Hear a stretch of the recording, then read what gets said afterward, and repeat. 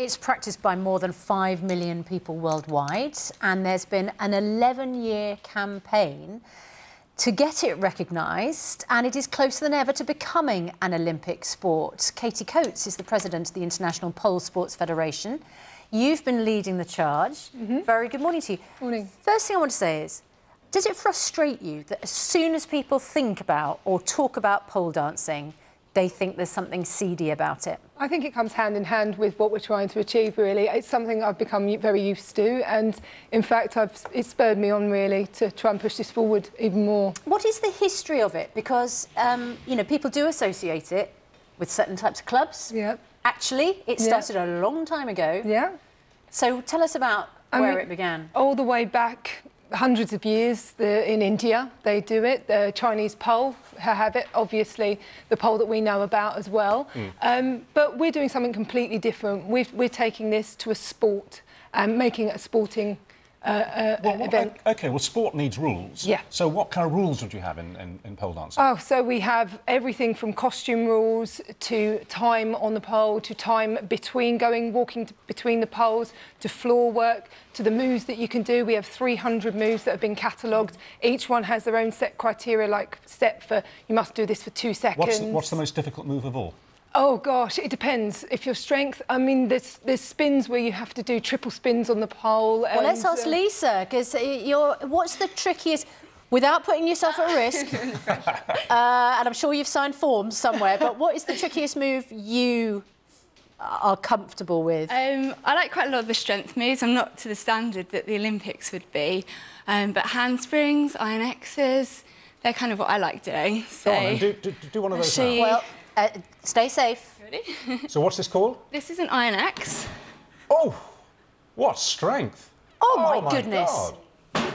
You're like one of those sculptures that people see and they can't understand how they're holding themselves up. Do you do special exercises as well as training on the pole? Do you have to do lots of sit-ups and press-ups and things, or do you get all the exercise you need by doing the pole dancing? You can get all of the exercise, but it's nice to round it off with other classes and other forms of exercise. And she says she's not Olympian standard, and look at her. I know, she's fabulous, isn't she? Yeah. But that core strength there.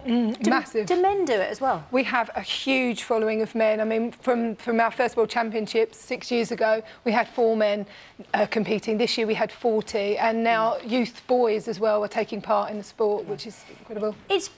To be fair, it's gymnastics, but with a pole. Well, it's gymnastics, it's acrobatics, it's ballet, it's dance, it's so many different things, different forms of art and sport than it used to be. So I was going to say, what needs to happen now? Because we often talk about things potentially becoming Olympic sports. Sure. What actually needs to happen for it to appear? OK, so we now have the observer status, which means we have 2 years to meet the full criteria. Once we achieve that, we then can apply to the Olympic Committee to become recognised.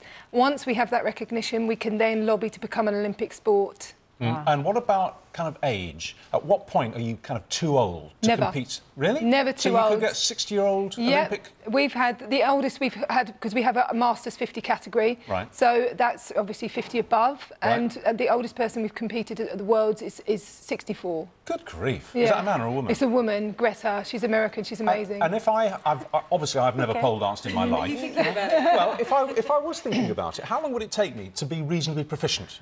Well, I think in a 6-week course, really. 6 weeks? Yeah, you can do some basic spins and things like that, perhaps even some lifts. Well, Susanna was saying that she was thinking of doing it when she stopped Strictly. Because there are classes locally. I think it's a fantastic way to stay fit. It looks like a lot of fun. Yeah. But people just sort of snigger as soon as you mention it. Yeah, but I think now that we've got this recognition, it's a huge step for us and being taken seriously. All the interviews that I've had have all been incredibly serious and interested.